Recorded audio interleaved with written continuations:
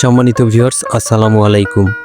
আলহামদুলিল্লাহ, আবার ডেইরি ফার্মের বিগ সাইজের মুন্ডি গাভী গরু ক্রয় করে নিয়ে আসা হলো। মুন্ডি গাভী গরু কি, এই সম্পর্কে বিস্তারিত বলবো আপনাদের আজকের প্রোগ্রামটিতে। যেসব গরুর শিং হয় না সেগুলোকেই মুন্ডি গরু বলা হয়। মুন্ডি গরুর কোনো বিশেষ জাতের গরু না, বরং গরুর একটি জেনেটিক চরিত্র।